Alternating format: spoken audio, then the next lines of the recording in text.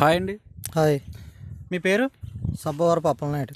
సబ్బవరపు అప్పలనాయుడు. ఇప్పుడు మనకి 2024లో ఎలక్షన్లు వస్తున్నాయి కదా. అవును. ఆ ఎలక్షన్లో ఇప్పుడు నెక్స్ట్ ఎవరు వస్తే బాగుంటుంది? అది చంద్రబాబు నాయుడు గారా లేకపోతే జగన్మోహన్ రెడ్డి గారా? జగన్మోహన్ రెడ్డి గారు వస్తే బాగుంటుంది అనుకుంటున్నాను. అంటే జగన్మోహన్ రెడ్డి గారు వస్తే ఎందుకు బాగుంటుందని చెప్పగలరా మీకు?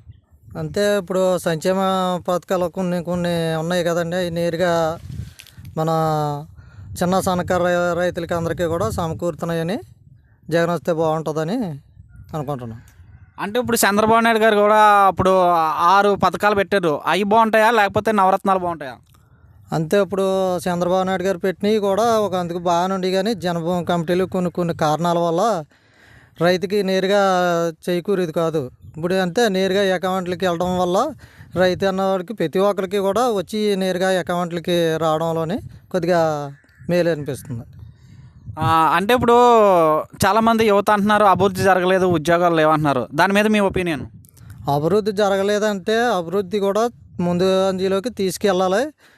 ప్రస్తుతం ఇప్పుడు ఏ ప్రభుత్వం వచ్చినా సరే అభివృద్ధి చేయాలి. ఎందుకంటే అభివృద్ధితోనే మనకి ముందు నాటికి బాగుంటుందని కోరుకుంటున్నాం. ఇది కూడా జరగాలి, అభివృద్ధి జరగాలి, ప్లస్ సంక్షేమం కూడా జరగాలి. అంటే చంద్రబాబు నాయుడు గారు కొన్ని హామీలు ఇస్తున్నారు కదా, అవి మీరు నమ్ముతారా?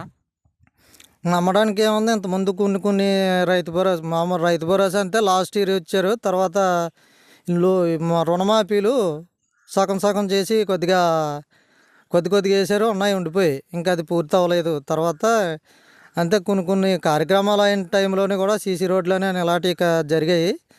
ఇప్పుడున్న ప్రభుత్వం కూడా సీసీ రోడ్ల మీద కానీ డ్రైనేజీల మీద కానీ కొద్దిగా దృష్టి పెట్టి గ్రామాల అభివృద్ధి చేయాలని కోరుకుంటున్నాం.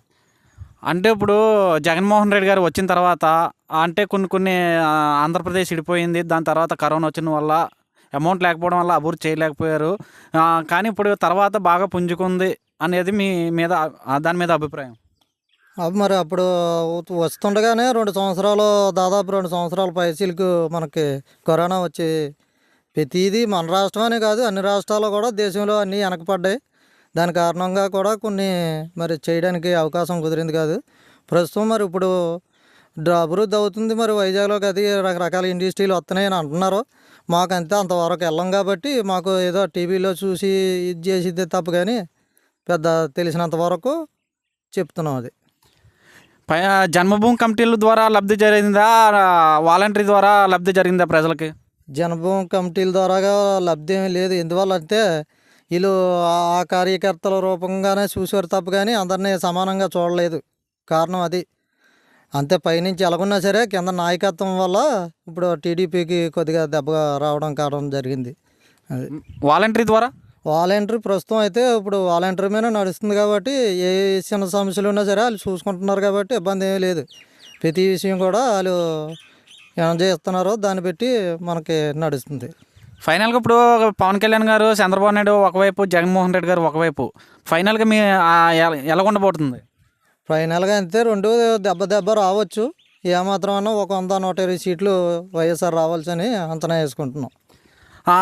ఒకటి హాస్పిటల్ వైజ్గా అభివృద్ధి పరంగా, ఆ యువతకు ఉద్యోగ పరంగా నెక్స్ట్ జగన్మోహన్ రెడ్డి గారు బాగా చేస్తారంటవా? చేస్తారు.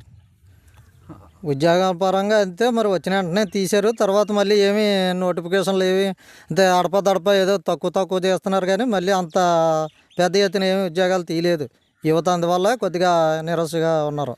నెక్స్ట్ ఆంధ్రప్రదేశ్కి సీఎం జగన్, చంద్రబాబు నాయుడు గారా? జగనే వస్తారని అనుకుంటున్నాం. ఓకే. ఎన్ని మినిట్స్ అవుతుంది?